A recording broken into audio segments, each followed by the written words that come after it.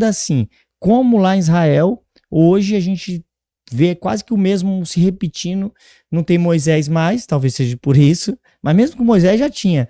E existe assim, parece que cada um torce para um time, cada um, quando vai jogar bola, cada um quer uma bola e cada um quer chutar para um lado. Hoje isso, você acha que atrapalha o evangelho? Por exemplo, as mídias sociais, como na segunda-feira a gente tentou falar, acabamos não conseguindo. Pega pessoas que direcionam um povo, pessoas que fazem ficção, que fazem brincadeira na internet. Brincadeira é aceitável, chocarrice, inventam línguas, palavras, não tem conteúdo bíblico e de repente começa a direcionar a pessoa. É ego, má vontade, falso profeta. Como se enquadra esse pessoal? Isso é um mixer, né? É quase que tudo isso. Só que o que a gente precisa deixar claro é que isso sempre existiu.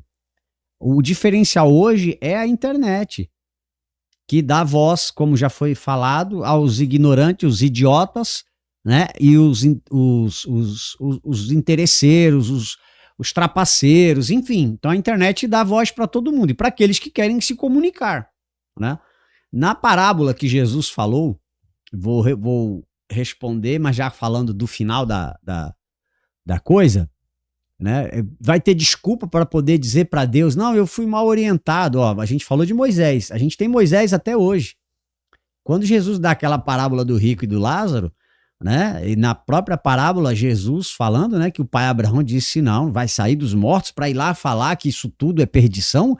Não, tem Moisés, tem os profetas que os ouçam, né? Então, o grande problema dessas pessoas é ouvir. Porque o que a gente tem hoje, você entra numa rede social, você tem um cara usando um talite fantasiado, ele nem sabe para que é aquele talite, a oração que se faz para colocar o talite, que nem vem ao caso, o talite é um utensílio religioso que pertence à religião judaica. Por exemplo, eu uso isso aqui como enfeite. Isso é um enfeite. É, um enfeite. Você não tá com o menorá na cabeça e com a arca da aliança na cabeça. E nem aceso aqui e tal. Não, e se tivesse aceso, ficaria bonito, não tem problema. E aqui só tem bala, não tem porção do maná. Bala sagrada, bala, né? de café. Vamos lá. Então, aí você percebe, são utensílios, isso aqui é enfeite. Você pode ter um talite como enfeite, um quipá. Então, no caso, ele vai entrar como um enfeite nessa pessoa. Sim, óbvio. Como uma peça de decoração, tá? Só que o que você percebe, como é aquele caso daquele rapaz lá, que quando me mostraram e falaram assim, meu, o que você tem a dizer disso? Eu falei assim, eu não tenho nada a ver com isso, mas eu posso dar um parecer porque eu tenho boca e quem tem boca fala o que quiser. A princípio eu achei que era a inocência da pessoa. Depois eu pensei que ele estava fazendo stand-up. Mas aí alguém me fala que aquilo ali é levado a sério. Então, aí eu vou pensar o quê?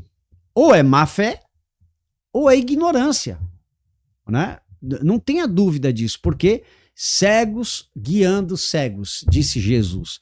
Como você falou, atrapalha o evangelho? Atrapalha. Até porque na cabeça deles isso é um evangelho secundário. Existe hoje um evangelho para cada tipo de crença. Reteté, manto, seja lá o que for, tradicional, pentecostal, cada um acaba identificando Deus, conhecendo Deus, melhor dizendo, através de uma dessas formas, tá? Só que você vai olhar na Bíblia e vai ver que isso não é certo. Aí um dia, pouco tempo atrás, um rapaz veio me debater, me chamou e falou assim, vem cá, por que eu tenho que acreditar em línguas estranhas? Eu falei, você não tem que acreditar, mas está na Bíblia. Tá, mas Jesus não falou em línguas. Eu tive que ser frio, respirar para dizer, o animalzinho, né? Ele falou do Espírito Santo depois.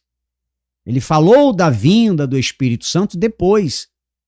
Se você lê Atos, é pós. Olha aí que benção chegando Jesus aí. Cristo, toda a rabá. É que eu não vou tomar agora, não. Se você olhar, então, claro que Jesus não falou em línguas. Aquela etapa das línguas não tinha iniciado ainda, né? Então, depois veio o Espírito de Deus, se derramou no Antigo Testamento.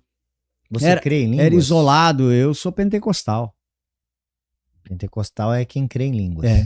Porque pentecostal, eu vou resumir dizendo que eu sou batizado com o Espírito Santo e com fogo. Eu tô falando assim porque, embora todo mundo que me conhece sabe que eu sou pentecostal, que a igreja a gente tem, também é pentecostal, mas tem gente que não sabe nem o que é isso. Por isso que eu tô fazendo dessa forma a pergunta. Sim, o óbvio precisa ser dito também, né?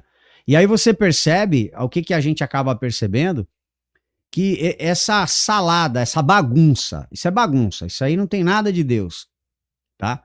Que esses oportunistas midiáticos fazem, isso daí no tribunal, eles vão prestar conta com o tanto de escândalo que eles estão fazendo. Porque se você olhar no Novo Testamento, a visão do evangelho é propagar Cristo. É cristocêntrico, é falar de Jesus, salvação, o que roubava não rouba mais, o que matava não mata mais, é vidas transformadas. E não tem nada disso. É só algazarra, é só as pessoas se colocando como mais espirituais que outros, né? Então você percebe que qual a orientação divina que tem nisso? Nada. Não, o que tem de gente aí que divorciou, separou, largou o trabalho atrás de profecia e foi a destruição delas, atrás desses falsos grande, né? Profetas, né? Então, conheci uma pessoa que antes de morrer falou assim, ó, não creio mais em profecia, porque tudo que tinham profetizado para ela supostamente não tinha acontecido, mas a verdade é que não é que a profecia é mentirosa. Mentirosa foram as pessoas, né, que falaram ela bobagem. Ela se cercou, infelizmente, né, de oportunistas, né? Oportunista, mentirosos.